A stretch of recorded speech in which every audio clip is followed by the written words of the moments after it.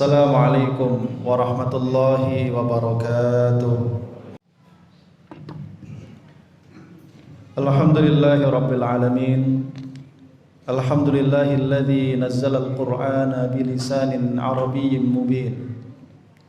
Asyhadu an la ilaha illallah wahdahu la syarika lah. Wa asyhadu anna Muhammadan abduhu wa rasuluhu la nabiyya wa la rasula ba'dah. Allahumma salli wa sallim wa barik ala sayyidina wa qudwatina Muhammadin wa ala alihi wa ashabihi wa man tabi'ahum bi ihsanin ila yaumiddin. Amma ba'du fa ya ibadallah, usikum wa nafsi bi taqwallah. Faqad fazal muttaqun wa laqad qala ta'ala a'udzu billahi minasy syaithanir rajim. Bismillahirrahmanirrahim. يا أيها الذين آمنوا اتقوا الله وقولوا قولا سديدا يصلح لكم أعمالكم ويغفر لكم ذنوبكم ومن يطع الله ورسوله فقد فاز فوزا عظيما صدق الله العظيم. Ma'asyiral muslimin, jamaah yang dimuliakan oleh Allah Subhanahu wa taala.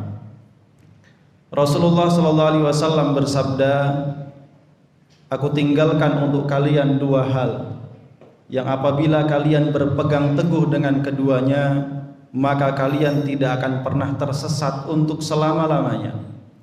Dua hal itu adalah Al-Qur'an dan hadis.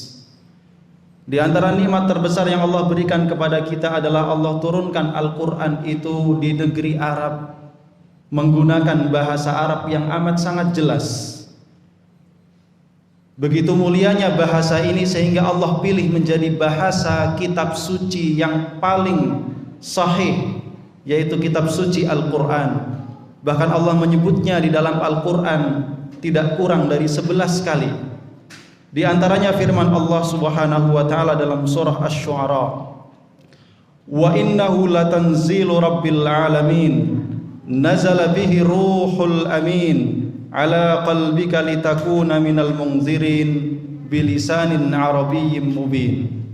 Sesungguhnya Al-Quran itu adalah merupakan kitab yang diturunkan dari sisi Tuhan semesta alam. Ia dibawa turun oleh Ar-Ruhul Amin Jibril alaihi salam. Ia diturunkan kepada hatimu Muhammad agar engkau termasuk di antara orang-orang yang memberi peringatan. Bilisanin arabiyyin mubin, diturunkan dalam bahasa Arab yang amat sangat jelas. Ma'asyiral muslimin, jamaah rahimakumullah, Ibnu Katsir rahimahullah menjelaskan kepada kita alasan kenapa bahasa Arab dipilih oleh Allah sebagai bahasa Al-Quran. Maka ia mengatakan hal itu dikarenakan bahasa Arab merupakan bahasa yang paling fasih, bahasa yang paling jelas dan paling luas maknanya, dan merupakan bahasa yang paling dapat berpengaruh terhadap jiwa manusia. Begitu pula ulama kontemporer Asy-Syaikh As-Sa'di mengatakan Al-Quran merupakan kitab yang amat sangat jelas kata-kata maupun maknanya. Kenapa demikian? Karena Allah turunkan Al-Quran dengan bahasa Arab, bahasa yang paling mulia di semesta alam ini. Tentu bagi kita orang-orang yang beriman, alasan ini sudah sangat cukup untuk membuat kita mencintai dan bersemangat untuk belajar bahasa Arab, karena Allah telah memilihnya sebagai bahasa Al-Quran, bahasa agama kita. Allah pilih ia sebagai bahasa yang kita baca di dalam ibadah-ibadah kita, sebagai bahasa yang kelak akan digunakan oleh para penghuni surga. Namun bagi mereka yang masih tidak cukup dengan penjelasan ini, maka kami katakan kepada mereka bahwa para orientalis, orang-orang barat yang telah mempelajari bahasa Arab, mereka juga bersaksi. Di antara mereka ada yang mengatakan bahwa bahasa Arab merupakan bahasa yang paling kaya di dunia. Bahasa Arab merupakan bahasa yang paling mudah dan paling jelas maknanya. Di antara mereka ada yang mengatakan bahasa Arab adalah bahasa yang paling unggul dibandingkan bahasa-bahasa yang lainnya, baik dari sisi kekayaan kosakatanya, kedalaman maknanya, ataupun keserasian susunan kalimat-kalimatnya. Ma'asyiral muslimin jamaah rahimakumullah. Bahasa Arab merupakan pintu bagi siapapun yang hendak memahami agama ini secara benar, maka ia wajib mendalami bahasa Arab. Seorang ulama Al-Farabi yang kita kenal, dia mengatakan bahwa Al-Quran merupakan firman Allah. Al-Quran merinci dan menjelaskan semua hal yang membawa kemaslahatan hidup manusia baik di dunia maupun di akhirat. Al-Quran menjelaskan apa yang harus mereka kerjakan, apa yang harus mereka tinggalkan, dan tidak ada jalan lain untuk memahami bahasa Al-Quran, memahami isi dan kandungan Al-Quran, melainkan dengan cara mendalami bahasanya, yaitu bahasa Arab. Bahkan para ulama sepakat bahwa siapapun tidak boleh berbicara dan berfatwa tentang agama ini kecuali mereka yang benar-benar menguasai bahasa dan lisan Arab. Bahkan Imam Asy-Syafi'i dalam kitabnya Ar-Risalah, beliau mengatakan wajib hukumnya bagi setiap muslim untuk mempelajari bahasa Arab sesuai dengan tingkat kemampuannya, paling tidak agar ia bisa mengucapkan 2 kalimat syahadat dengan bahasa Arab yang benar, agar ia dapat membaca Al-Quran dengan bahasa Arab yang benar, agar ia dapat membaca zikir dan doa yang wajib maupun yang sunnah dengan bahasa Arab yang benar. Bahkan dikatakan oleh seorang ulama Asy-Syatibi bahwa bagi siapapun para peneliti dan orang-orang yang konsen di bidang syariah yang berbicara baik tentang usul ataupun furuknya, maka tidak boleh ia berbicara tentang agama ini atau sesuatu pun darinya kecuali apabila ia telah menguasai bahasa Arab. Ma'asyiral muslimin jamaah rahimakumullah.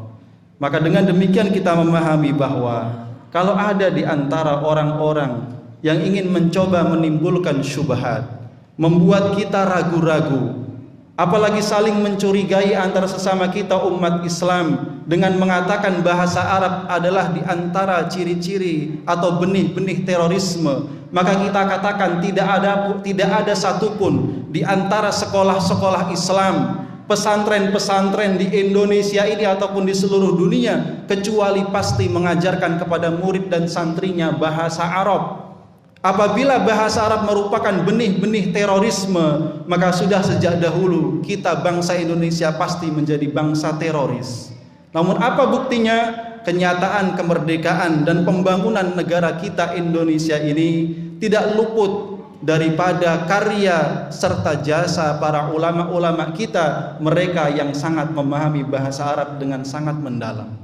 Justru kalau kita melihat kepada sejarah, benih-benih kesesatan itu justru tumbuh karena kesalahpahaman terhadap makna bahasa Arab. Kelompok Khawarij merupakan kelompok pertama yang menyempal dari Islam. Mereka yang sangat mudah menghalalkan darah kaum muslimin dan mengkafir-kafirkan mereka. Apa sebabnya? Dikarenakan mereka gagal memahami bahasa Al-Quran. Kelompok Mu'tazilah, mereka yang mengatakan Al-Quran adalah makhluk, padahal Al-Quran merupakan firman Allah. Kesesatan mereka dalam hal itu tidak lain karena kesalahpahaman mereka terhadap bahasa Al-Quran. Begitu pula di masa sekarang, orang-orang yang menggembar-gemborkan pluralisme, menganggap semua agama itu sama, menyamakan Islam dengan agama yang lain, padahal Islam adalah agama yang paling tinggi yang diridhai oleh Allah. Dan mereka menyandarkan semua itu dengan bahasa Al-Quran atau ayat-ayat Al-Quran. Ketahuilah semua itu kesesatan mereka berangkat dari kesalahpahaman mereka terhadap bahasa Arab. Ma'asyiral muslimin jamaah rahimakumullah. Tidak ada yang diinginkan dari musuh-musuh Islam kecuali perpecahan umat Islam. Bagaimana caranya agar mereka menimbulkan di dalam hati kita keraguan-raguan terhadap ajaran agama kita dan apapun yang berkaitan dengan agama kita. Begitu juga mereka menimbulkan syubhat-syubhat agar kita saling mencurigai, saling membenci, saling menyalahkan antara sesama umat Islam. Wahai ma'asyiral muslimin jamaah rahimakumullah, jangan sekali-kali kita terpancing dengan syubhat-syubhat yang berbahaya ini. Karena persatuan umat Islam adalah merupakan kunci dan kekuatan kemenangan kita yang akan dapat memusnahkan segala macam kezaliman di muka bumi ini. Terakhir kami sampaikan satu makalah dari Umar bin Khattab. Beliau mengatakan, ta'allamu al-arabiyyah fa innahu min dinikum. Belajarlah kalian bahasa Arab karena bahasa Arab merupakan bagian daripada agama kalian. Barakallahu li wa lakum fil Qur'anil azim wa nafa'ani wa iyyakum bima fihi minal ayati wadh-dhikril hakim wa taqabbala minni wa minkum tilawatahu innahu huwal ghafurur rahim.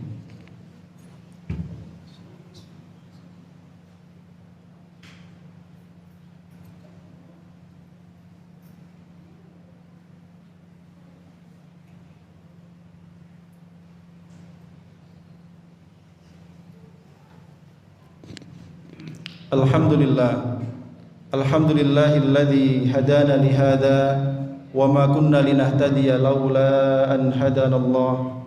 Asyhadu an la ilaha illallah wa asyhadu anna Muhammadan abduhu wa rasuluh. Allahumma salli wa sallim wa barik ala sayyidina Muhammadin wa ala alihi wa ashabihi wa man tabi'ahum bi ihsanin ila yaumiddin. Amma ba'du fa ya ibadallah usikum wa nafsi bi taqwallah. فقد فاز المتقون ولقد قال تعالى أعوذ بالله من الشيطان الرجيم بسم الله الرحمن الرحيم يا أيها الذين آمنوا اتقوا الله حق تقاته ولا تموتن إلا وأنتم مسلمون وقال أيضا وتزودوا فإن خير الزاد التقوى إن الله وملائكته يصلون على النبي يا أيها الذين آمنوا صلوا عليه وسلموا تسليما اللهم صل على سيدنا محمد وعلى آل سيدنا محمد كما صليت على سيدنا إبراهيم وعلى آل سيدنا إبراهيم وبارك على سيدنا محمد وعلى آل سيدنا محمد كما باركت على سيدنا إبراهيم وعلى آل سيدنا إبراهيم في العالمين إنك حميد مجيد اللهم اغفر للمسلمين والمسلمات والمؤمنين والمؤمنات الأحياء منهم والأموات إنك سميع قريب مجيب الدعوات اللهم اغفر لنا ولإخواننا الذين سبقونا بالإيمان ولا تجعل في قلوبنا غلا للذين آمنوا ربنا إنك رؤوف رحيم ربنا هب لنا من أزواجنا وذرياتنا قرة أعين واجعلنا للمتقين إماما اللهم أعز الإسلام والمسلمين وأذل الشرك والمشركين اللهم انصر من نصر الدين واخذل من خذل الإسلام والمسلمين ربنا تقبل منا إنك أنت السميع العليم وتب علينا إنك أنت التواب الرحيم ربنا ظلمنا أنفسنا وإن لم تغفر لنا وترحمنا لنكونن من الخاسرين لا إله إلا أنت سبحانك إنا كنا من الظالمين ربنا آتنا في الدنيا حسنة وفي الآخرة حسنة وقنا عذاب النار عباد الله إن الله يأمر بالعدل والإحسان وإيتاء ذي القربى وينهى عن الفحشاء والمنكر والبغي يعظكم لعلكم تذكرون فاذكروا الله العظيم يذكركم واشكروه على نعمه يزدكم واستغفروه إنه هو الغفور الرحيم أقيموا الصلاة